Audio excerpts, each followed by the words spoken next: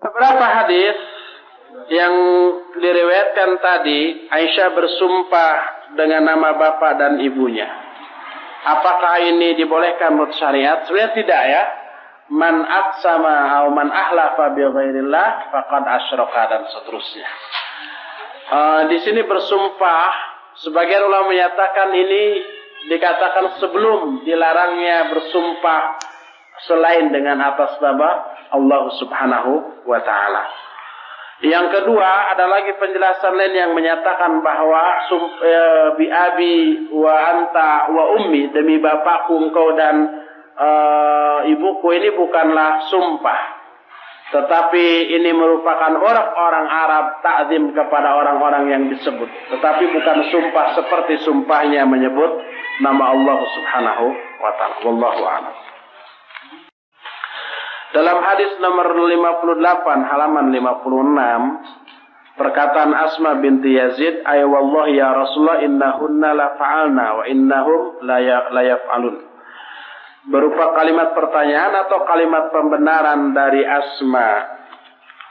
Kalau anda tidak salah dengar, Ustaz tadi menulis sebagai kalimat pertanyaan. Halaman 56.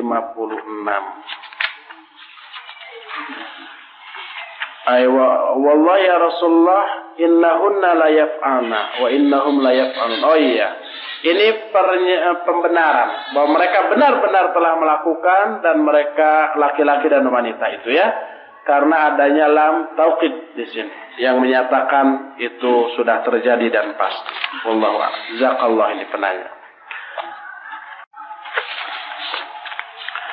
Jika seorang akhwat sudah dikhitbah, kembali ke khitbah oleh ikhwan, seorang ikhwan, kemudian ada ikhwan lain yang hendak mengkhitbah akhwat tersebut, lalu diberitahu bahwa sudah ada yang mengkhitbah, tapi ikhwan yang kedua ini sering menghubungi akhwat yang keperluannya seperti diada-adakan, sebenarnya tidak penting.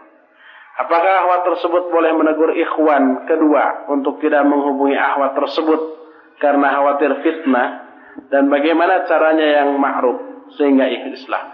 Bukan boleh, tapi harus. Akhwat ini harus menegur ikhwan itu kalau yakin bahwa keperluannya diada-adakan. Sebenarnya hanya ingin ngobrol, ingin jumpa, ingin dengar suaranya, tapi mencari-cari alasan. Itu salah, nggak boleh. Dan benar, walaupun akhwat belum dikhitbah, ikhwan itu datang untuk keperluan itu nggak boleh, harus ditegur. Bagaimana caranya yang ma'ruf? Sampaikan bahwa itu salah dengan cara yang lemah lembut, dengan cara yang baik ya. Dengan alasan ta'awun masih berkaitan dengan khitbah ini. Ikhwan kedua memberi sesuatu dalam bentuk barang. Bagaimana cara yang baik untuk menolaknya? Karena merasa tidak enak, sedangkan barang tersebut sudah diberikan melalui orang lain atau dititipkan. Apakah boleh dikembalikan? Apakah ikhwan tersebut tidak tersinggung?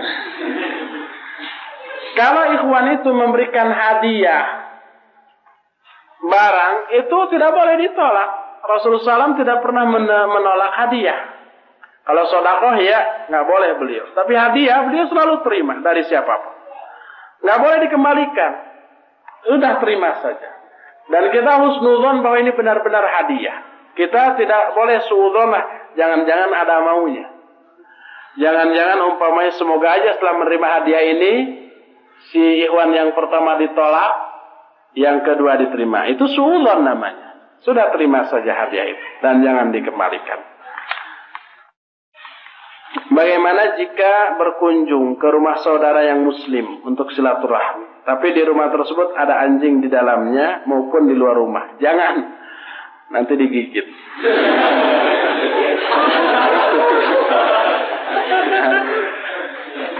Jangan masuk ke dalam satu ruangan yang di dalamnya ada kemaksiatan. Di antara gambar ya, Rasulullah masuk ke istrinya, di istrinya ada gambar kan, nggak mau masuk. Apalagi ke orang lain. Bolehkah akhwat menolak ikhwan yang datang melamar dengan alasan berbeda manhajnya, pemahamannya, atau tidak sependapat dengan manhaj salaf?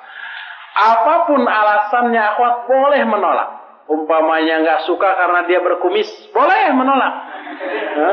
Nggak suka karena dia terlalu pendek atau terlalu jangkung atau nggak bisa nyebut boleh juga itu menolak. Terserah akhwat ya. Hatta ta'asub karena tidak satu suku boleh juga. Dari hadis tentang cemburu diriwayatkan tentang Aisyah. Dan Aisyah berkata, demi bapak-bapak, sudahnya tadi ya. Kulul haya khairun. Semua atau seluruh malu itu baik. Malu yang bagaimana ini? Apakah tidak ada malu yang jelek seperti malu bertanya bagi yang bodoh? Ya. Ada yang jelek yaitu malu bertanya. Salah satu hal yang harus diperhatikan oleh tulabul ilm, ini tidak boleh malu ketika mencari ilmu. Sebab hadis Ummu Salamah menyatakan innallaha la yastahi minal haqqi. Sungguhnya Allah tidak merasa malu tentang kebenaran. Lalu orang itu bertanya tentang haid, tentang darah wanita dan seterusnya. Jadi yang dimaksud al-haya kullu khairun, malu itu seluruhnya baik, maksudnya malu yang merupakan refleksi iman. Malu untuk berbuat kejahatan, malu untuk berbuat dosa dan maksiat dan seterusnya. Adapun kalau malu sehingga menghalangi berbuat baik, mau ngaji malu, mau berkerudung bagi wanita malu, mau bercadar malu, mau nanya malu, maka itu malu yang jelek. Bagaimana hukum nazar? Wajib, sunat atau mubah? Mubah, boleh saja nazar ya, tapi menazar harus wajib dilaksanakan.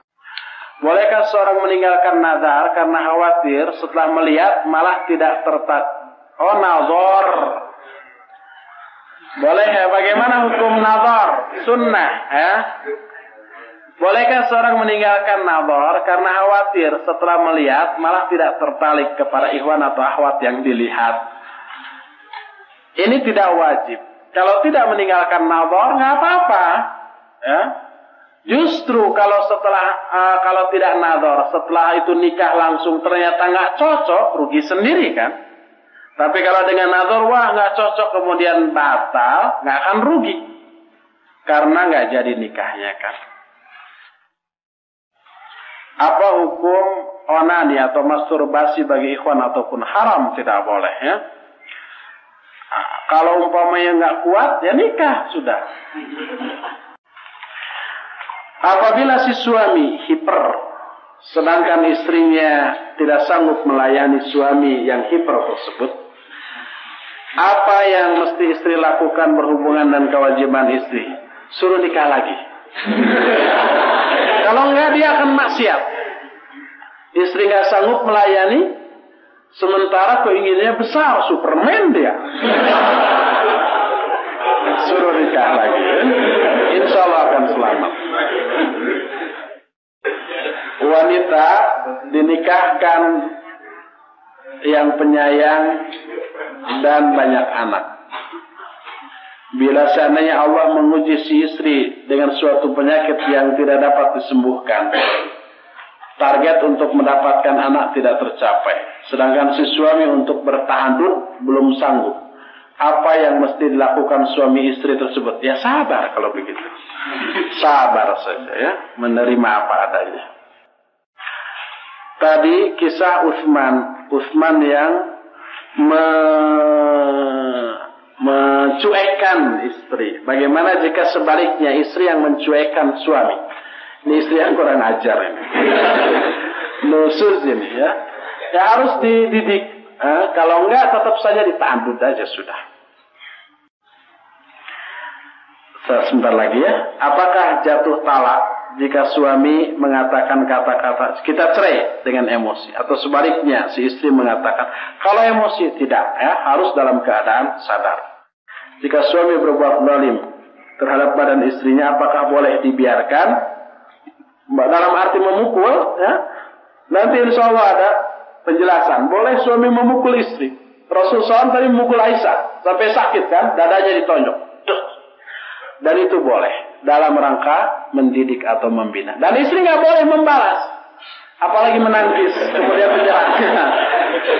Ya, ikhwan, masih banyak pertanyaan di tangan saya, insyaallah nanti diakhirkan pada malam hari. Sekarang hampir maghrib. Sudah sekian dulu. Subhanakallahumma bihamdika asyhadu an la ilaha illa anta astaghfiruka wa atubu ilaik.